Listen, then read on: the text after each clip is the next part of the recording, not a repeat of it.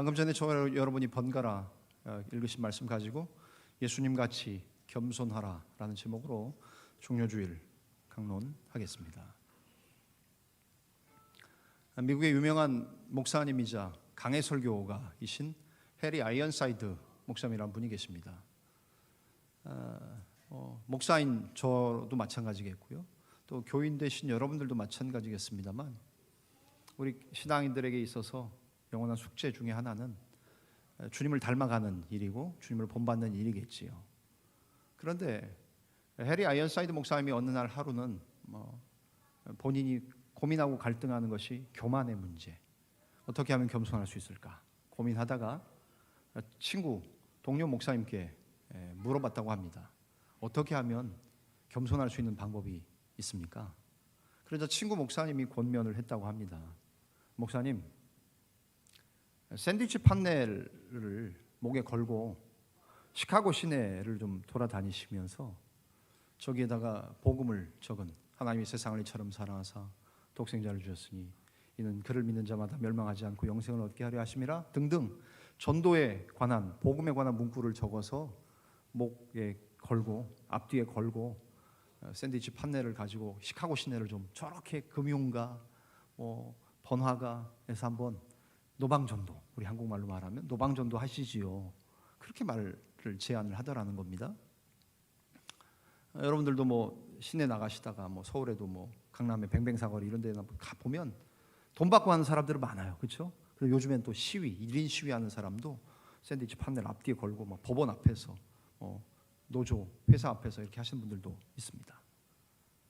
그래서 생각 한번 해보십시오. 여러분 저거 하시려면 좀 이렇게 얼굴이 저처럼 좀 두꺼운 사람은 저는 할 수 있을 것 같아요. 그죠? 또 버스에서 전철에서 우리가 노방전도도 하는데 여러분 생각해 보십시오. 쉽지 않은 거지요. 근데 해리 아이언사이드 목사님은 좀 자기가 겸손해지고 싶어서 저희를 하기로 합니다.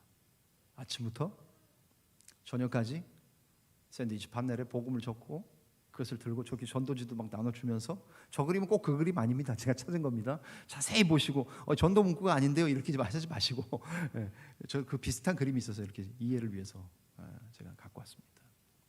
하루 종일 길에서 전도한 후에 이제 교회 도착해서 자기 몸에서 저 샌드위치 판넬을 몸에서 벗는 순간 문득 이런 생각을 하고 있는 자신을 발견하게 됐다라는 겁니다.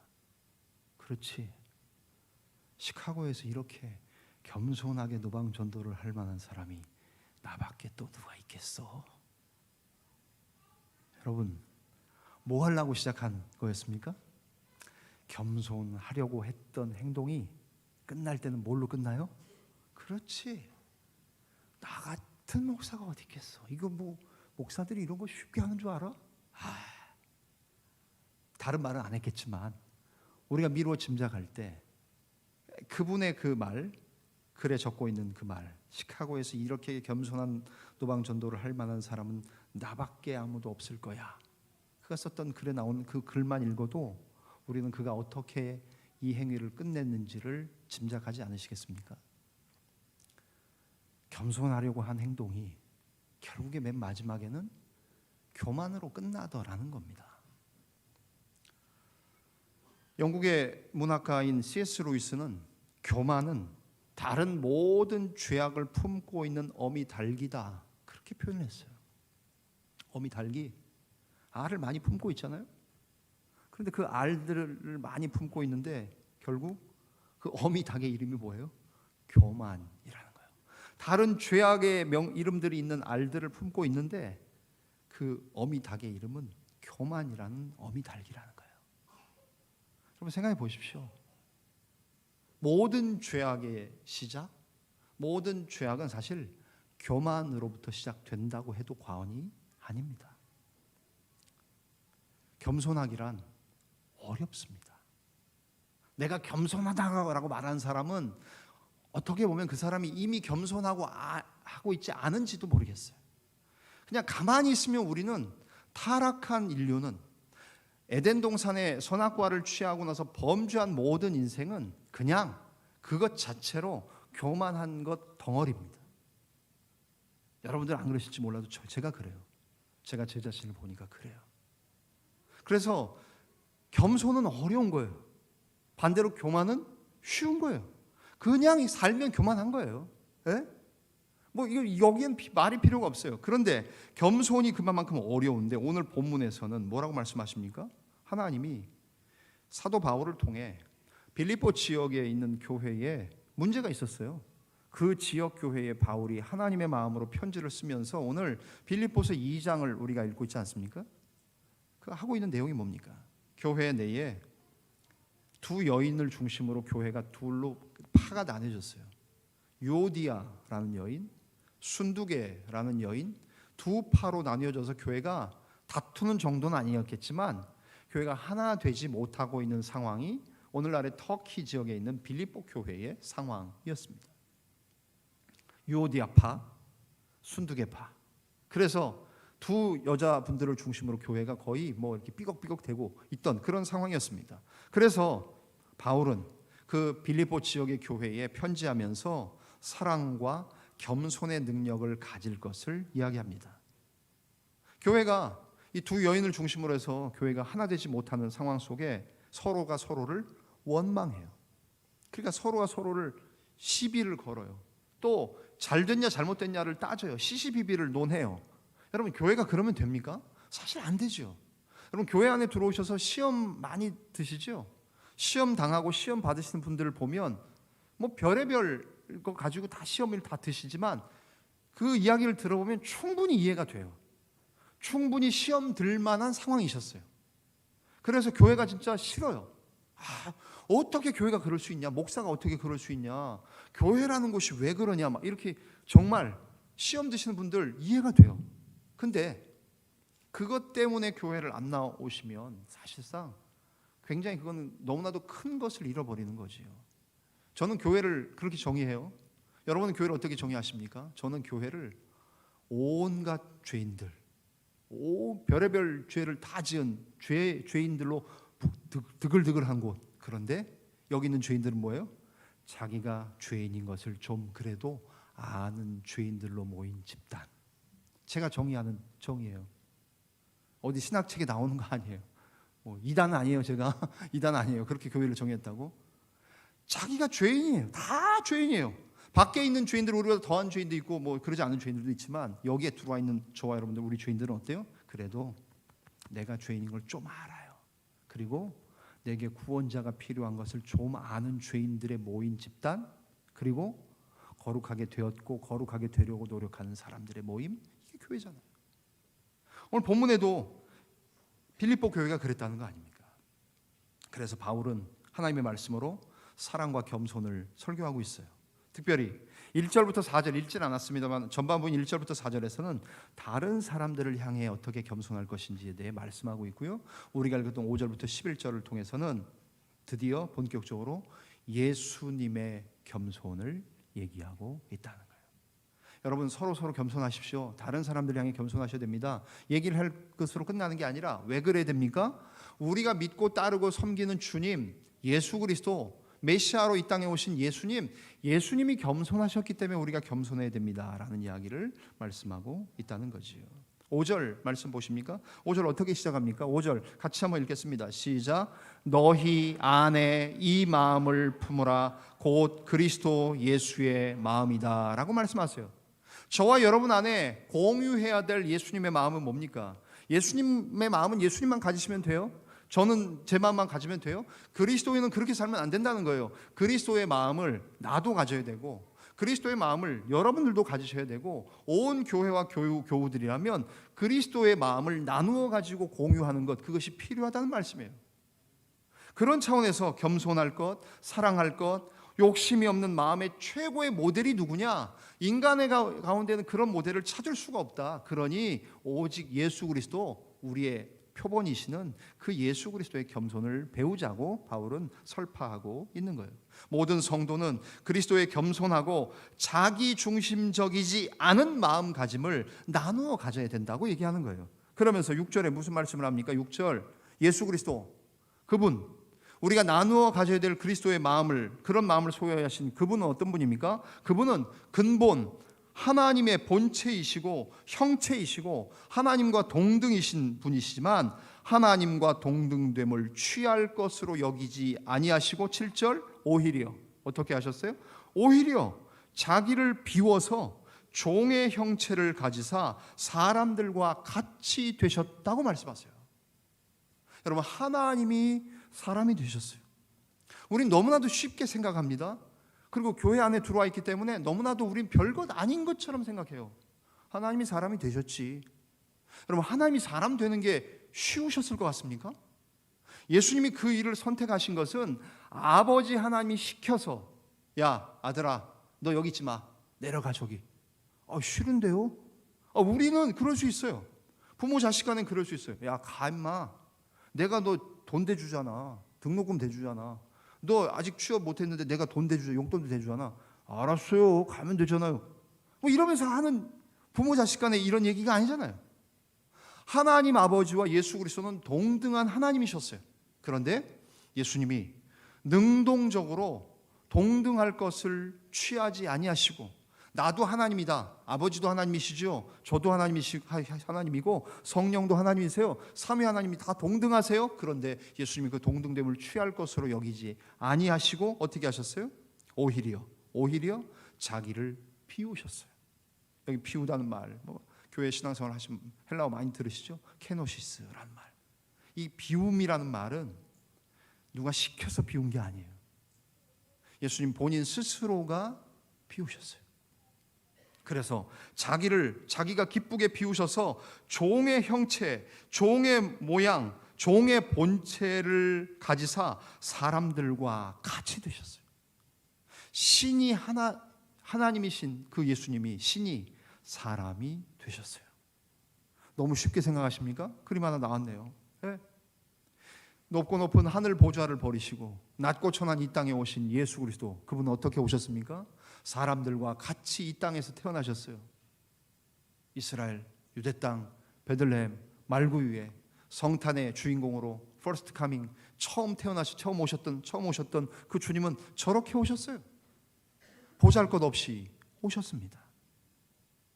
그리고 사람들과 비슷한 정도가 아니라 더 추하게, 더 비참하게 오셨잖아요.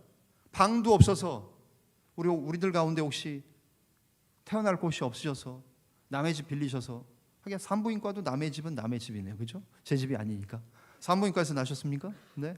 여러분의 자녀들 어디서 났습니까? 산부인과? 제 아들은 그 흔한 산부인과도 아닌 곳에서 태어났습니다. 그렇다고 제 아들이 무슨 산파를 불러서 낳느냐, 여러분들처럼 저처럼, 그건 아닙니다. 중랑구 면목동, 제가 이제 군복 오기 전에 민간교회 부목사하고 한 교회에서 7년 있다가 이제 7년 있는 중에 아내를 거기서 만나서 결혼하고, 거기서 이제 부목사 2년 하다가 군대를 들어왔는데, 근데 반지하에서 신혼 살림을 시작했습니다. 가난한 부목사가 그죠? 우리는 항상 그렇게 붙입니다. 가난한 신학생, 가난한 부목사, 이를 항상 붙입니다. 돈 많은 사람도 그걸 그렇게 붙여요. 그런데 모자 보건의원, 중랑구에 위치한 구립인가 서울시에서인가 운영하는, 굉장히 싸요. 비용이 싸요. 돈이 없으니까. 그래서 아내가 그냥 반지하 신혼집에서 이렇게 붙잡고 혼자 맨날 걸어 다니고, 차도 없었을 때. 그러다가 아들은 거기서 났어요. 그러니까 우리 아들은 어디서 났냐 이런 얘기들을 요즘 애들끼리 안 하지만 좀 이렇게 무슨 어느 지역, 그리고 자기는 서울서 났다고 그러지만 병원이나 산부인과가 아니라 모자 보건의원에서 났어요. 어디 애기 수첩 줘도 이렇게 좀 시원찮은데 이런 걸 주는데, 그래서 그냥 둘둘 싸서 이렇게 저한테 아들을 안겨주는 간호사 아직도 기억납니다. 그런데 저희 딸 둘째는 전방에 있다가 아내가 양수가 터져서 동두천에 갔다가 인큐베이터 데가 없으니까 결국 파주에 25사 있다가 들어오다가 의정부 길바닥에서 양수가 터졌어요. 119 불렀어요. 그래가지고 119 구급차를 타고 제 아내가 의정부 성모병원에서 났어요. 저희 딸은 나는 산부인과 출신이라는 거예요. 오빠는 모자 보건 의원 출신이지만 나는 의정부 성모병원에서 났다는 거예요. 그럼 아들은 뭐래요? 나는 서울서 났어. 너는 의정부잖아. 여러분, 별것도 아닌 거 가지고 애들이 옛날에 매일 싸웠던 거 아니에요? 매일 싸웠던 거 아니에요? 한두 번은 얘기를 했었던 것 같아요. 그럼 어디서 났느냐? 어떻게 낳느냐? 그게 뭐 부끄럽고 자랑스러운 거 별로 없잖아요. 다 비슷하게 나잖아요. 그런데 예수님은 어디에 나셨습니까? 말구유에, 사관이 없어서, 여관이 없어서 주님 남의 집에 짐승들이 거주하는 곳에 나셨어요. 우리와 같아지셨습니까? 아니, 우리보다도 더 초라하게 오셨어요. 그것은 주님이 스스로 선택하신 거예요. 신이신 하나님, 하나님이신 예수님이, 그분이 사람들과 같이 되셨고 우리에게 오신 것, 이것이야말로 겸손함의 탁월한 본보기라는 거예요. 예수님은 하나님과 동등하시려고 욕심내거나 하나님하고 같이 되려고 움켜잡으려고 하지 않으셨고, 오히려 잠시 동안 하늘에서 높은 지위를 버리고 포기하고 저와 여러분의 필요를 채우기 위해 자신을 포기하고 이 땅에 오셨다는 거예요. 권리와 특권을 포기하기가 쉽습니까? 여러분, 권리와 특권을 포기하는 거 쉽지 않습니다. 노블리스 오블리주에 뭐 많이 얘기합니다만, 정말 있는 사람, 높은 사람, 가진 사람, 배운 사람들이 자기가 아닌 것처럼 살기 쉽지 않아요. 그죠? 그렇지 않습니까? 여러분, 무슨 특권이 있으십니까? 뭐 여행 많이 다니신 분, 출장 많이 다니신 분, 항공사 마일리지, 뭐 우리 군대야 마일리지까지도 반납을 하지만 국가에 하지만, 예? 근데 뭐 있어요. 이거 어떻게든 좀 써보려고 항공사가 마일리지를 축소하고 없애려고 할 때마다 모든 사람들이 연대해가지고 반대하잖아요. 왜요? 아니, 내가 어떻게 모은 마일리지인데? 예? 여러분이 백화점 가서 카드 막 쓰셔서 모은 마일리지, 여행 다니면서 모은 마일리지, 그거 가지고 한번 좀 해보려고 하니까 안 주잖아요, 티켓 잘. 예? 맨 나중에 후순위로 배정하고 거의 안 주고. 내게 있는 특권을 사용하고 싶은데 사용 못해서 안달인데, 주님은 어떠셨어요? 그분께 있으신 특권도 포기하고 반납하고 사용하지 않으시려고 오셨어요. 그리고는 우리와 같이 되신 것보다 더 낮아지셨고, 주님의 낮아짐의 결정이 무엇입니까? 8절, 사람의 모양으로 나타나사 자기를 낮추시고 낮추시되 어디까지 가셨습니까? 죽기까지 복종하셨으니 곧 어디에? 십자가에 죽으심이라. 아멘. 십자가에 죽으셨습니다. 십자가에 죽으시는 죽음, 그것은 고난을 받아들이고 순종하셔서 겸손하려고, 그리고 본인 스스로가 선택하셔서 자취하신 방법이지만, 스스로 취하신 방법이었지만, 주님은 십자가에 벌거벗겨지시는 과정까지 가셨어요. 왜냐하면 이 로마 사람들은, 로마 시민권이 있는 사람들은 아무리 흉악한 범죄를 저질러도 십자가에 달려 죽이질 않아요. 왜? 대로마 제국의 시민이고 국민이기 때문에. 그런데 예수님은 강도 같은 사람들과 같이 달리셨습니다. 옆에 좌우의 강도들과 같이 달리셨다는 건 뭐예요? 예수님도 강도로 취급받았다는 겁니다. 그리고 이스라엘 사람들, 아니 로마 사람들은 십자가 형벌은 없었지만 노예, 이방인들은 죽여도 그렇게 수치스럽게 십자가에 달려 죽였던 겁니다. 예수님이 그런 취급을 받으셨어요. 그래서 주님이 십자가에 달려 죽임을 당하셨어요. 이것만큼 낮아지는 일이 또 어디 있었겠습니까? 그런데 이 모든 일을 주님이 스스로 선택하셔서 순종하시고 복종하시고, 오히려 그 일을 주님이 겸손의 최극치의 모습으로 우리에게 보여주셨다는 거지요. 그것이 우리가 읽었던 8절, 사람의 모양으로 나타나사 자기를 낮추시고 죽기까지 복종하셨으니 곧 십자가에 죽으심이라고 말씀합니다. 그래서 기독교는 십자가를 기독교의 상징으로 드러내게 된 건 아닙니까? 사람들에게 십자가 그러면 수치스럽고 잔인한 형벌의 도구였습니다. 그런데 우리는 그 십자가를 액세서리로, 저는 병과 배지로 달고 다닙니다. 그것만큼 자랑스러운 것이 없기 때문이지. 왜 이미지가, 심볼이 그렇게 바뀝니까? 예수 그리스도가 죽으셨기 때문에, 겸손의 최대 극치의 자리였던 십자가였기 때문에, 예수님이 죽으셨기 때문에 결국 모든 것이 다 이미지가 바뀌게 된 것 아닙니까? 그래서 어떤 결과가 이루어집니까? 9절 뭐라고 말씀하십니까? 이러므로 하나님이 그를 지극히 높여 모든 이름 위에 뛰어난 이름을 주사, 가장 뛰어난 이름 예수 그리스도. 그래서 10절과 11절 하늘에 있는 자들과 땅에 있는 자들과 땅 아래에 있는 자들로 모든 무릎을 예수의 이름에 꿇게 하시고. 요즘엔 그러지 않지 않습니까? 저도 어렸을 때 다녔던 수원에 있는 그 교회 다닐 때 예배당이 다 바닥이었어요. 방석 놓고 앉았어요. 그 주일학교 학생들도 들어가서 바닥에 방석에 앉았어요. 무릎 꿇고 앉았어요. 이제는 그렇게 앉으라면 불편하잖아요. 다 우리 의자에 앉습니다. 그런데 최소한 우리가 예배당 의자에 편하게 앉을지라도 예배드리는 우리의 마음 태도는 어떻습니까? 모든 무릎을 예수님의 이름에 꿇게 하는 마음으로 예배하는 것.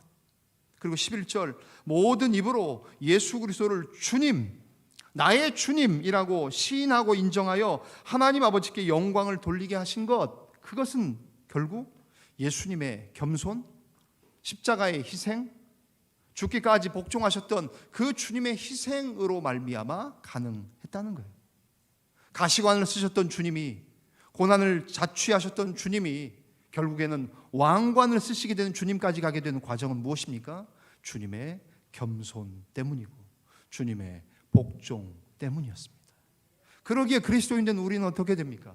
주님을 본받는 것, 주님을 따르는 것, 2장 5절에 말씀한 것처럼 너희 안에 이 마음을 품으라 곧 그리스도 예수의 마음이니.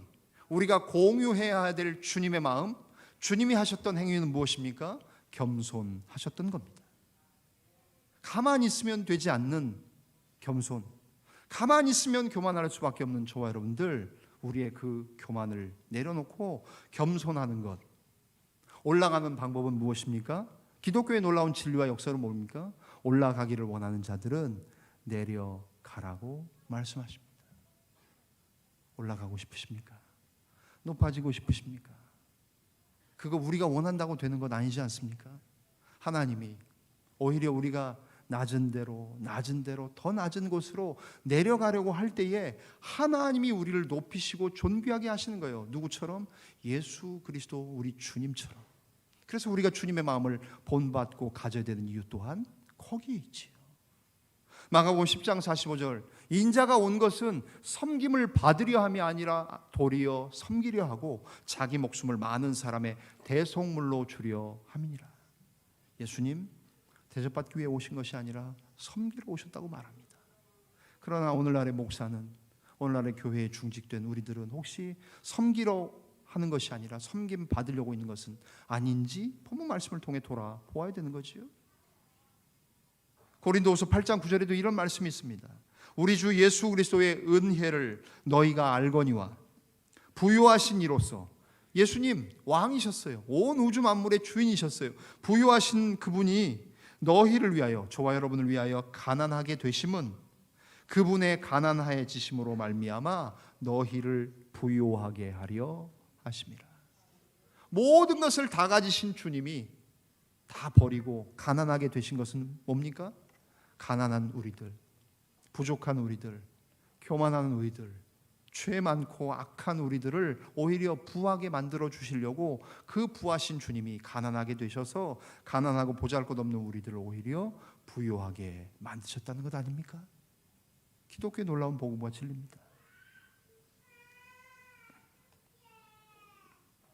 예수님, 주님은 자기 죄 때문이 아니라 다른 사람의 죄, 세상의 죄, 우리의 죄를 담당하기 위해 십자가에 죽으셨고 자기 양들을 위해 목숨을 내어놓으신 선한 목자 그 자체이십니다. 결국 겸손의 결과, 그 그리스도 겸손의 결과는 높아지심이셨어요. 이처럼 겸손은 단순한 기독교의 그냥 고상한 덕목 정도가 아닙니다. 겸손은 우리 기독교 신앙의 핵심입니다. 왜냐하면 예수님이 그렇게 사셨고 우리 또한 그렇게 살라고 명령하고 있기 때문이지요. 결국 해도 되고 안 해도 되고 좀 겸손하면 그냥 괜찮고 겸손하지 않아도 상관없고 그 정도가 아니라는 겁니다. 미국 프로야구 역사상 가장 많은 실책, 에러를 기록한 선수는 찰스 힝맨이라는 선수라고 합니다. 어제 우리도 프로야구가 개막한 것 같은데요. 여러분 어느 편을 좋아하십니까? 대전에 살면 다 대전 하나 이글스 가야 됩니까? 저는 원래 좋아하는 편이 따로 있습니다. 그죠? 저 초등학교 6학년 때, 국민학교 6학년 때 프로야구 처음 나와가지고 그때부터 아직까지 한결같이 그 팀을 응원하고 있습니다. 궁금하시면 따로 오십시오. 알려드리겠습니다. 자, 미국 프로야구 얘기할까요? 찰스 힉맨. 한 해 동안 당시 메이저리그 게임이 120게임이었는데 120게임에 출전해서 무려 91개의 에러. 120경기가 120개인데 에러를 91개 했대요. 거의 한 경기당 하나는 아니지만, 그죠? 거의 0.8, 9 뭐 이렇게 됩니까? 거의 91의 에러 실책을 했는데 이는 미국 당시의 메이저리그 선수들이 한 해에 기록하는 에러의 수가 고작 많아봐야 5개 내지 7개였답니다. 그거에 비하면 거의 뭐 17, 8배, 20배에 가까운 형편없는 기록을 해서 유명한 사람. 아주 유명해지는 방법도 다양해요. 사진이 저렇게 나오잖아요. 그죠? 찰스 힉맨. 근데 왜 그렇습니까? 땅볼을 받을 때, 아마 쇼스탑인 것 같았어요. 땅볼을 받을 때 무릎을 많이 굽히지 않고 대충 받는 습관 때문에 그랬다는 거예요. 여러분, 저도 야구 굉장히 좋아했습니다. 제가 진짜 야구 선수도 한번 해보고 싶었으나 다녔던 국민학교가 야구부가 없어서 인재를 놓쳤다는 생각을 전 늘 하고 있지만, 이 모양 가지고 이 체격 가지고 야구 선수 했겠습니까? 안 됐겠죠. 근데 이 무릎을 많이 굽히지 않고 대충 받는 습관 때문에 별명이 붙었는데, 찰스 힉맨은 피아노 다리를 가진 남자. 다리가 어때요? 뻣뻣하고 높고 전혀 구부러지지 않으니까 피아노 다리라고 했던 것 같아요. 피아노 다리를 가진 남자라는 별명까지 얻게 됐어요.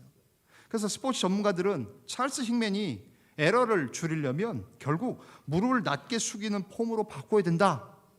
언론에 그렇게 얘기했음에도 불구하고 찰스 힉맨은 그런 지적에 전혀 꿈쩍하지도 않고 하나도 껌뻑대지 않고 결국 역사상 당시에 가장 많은 실책을 한 선수라는 오명만 남긴 채 역사 속에서 사라지고 말았다는 겁니다. 뻣뻣하면, 교만하면 알 까는 거예요. 에러하는 거예요. 실책하는 겁니다. 실수하는 겁니다. 여러분과 저도 마찬가지죠. 하나님 앞에서 계속 교만하면 그런 존재밖에 안 되는 거예요. 이와 반대되는 케이스가 있지요. 초대교회의 전승을 보면 예수님의 동생인 야고보 사도 야고보는 겸손한 사람이었습니다.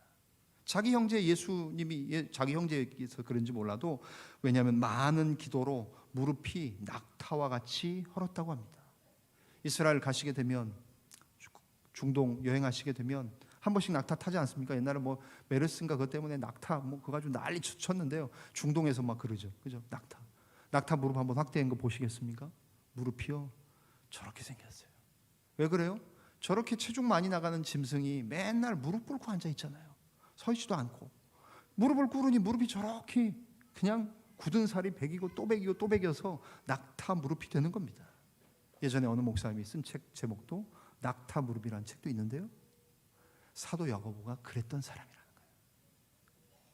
프로야구 선수 찰스 힉맨은 피아노 다리를 가져서 도저히 뻣뻣해서 구부러지지 않는 사람이라면, 예수님의 형제였던 사도 야고보는 무릎 꿇었던 사람, 겸손하려고 했던 사람, 무릎 꿇고 기도했던 사람, 기도로 하나님 앞에 겸손함으로 나갔던 사람, 결국 겸손함으로 무릎을 꿇고 기도하라는 메시지를 주었던 사람이 사도 야고보고, 우리가 읽고 있는 야고보 서신을 기록한 사람이에요. 그러면 어느 편을 선택하시고 싶습니까?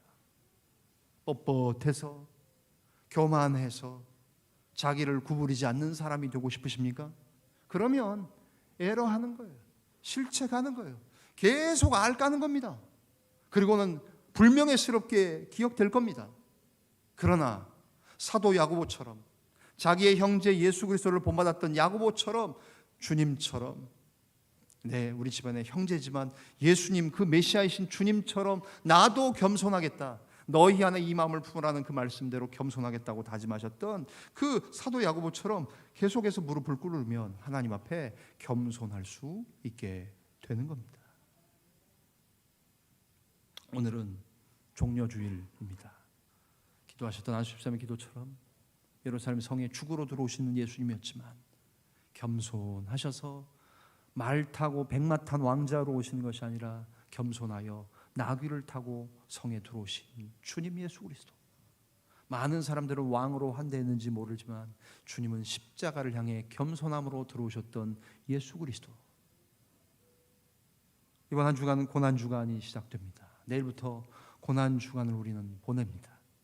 1년에 52주 다 그렇게 살 수는 없지만 단 한 주간, 내일부터 시작하는 한 주간이라도 내가 그리스도인이라면 좀 경건하게 좀 살아보려고 하고 겸손해 보려고 하고 가만히 있으면 교만이 솟아오르고 뚫고 나오려고 하고 어떻게든지 그냥 내 이름 내고 보고 싶고 자랑하고 싶고 교만 덩어리인 저도 그렇고 여러분들은 안 그러신지 모르지만 그런 상황 속에서 어떻게 하나님 앞에 우리가 겸손할 수 있겠습니까?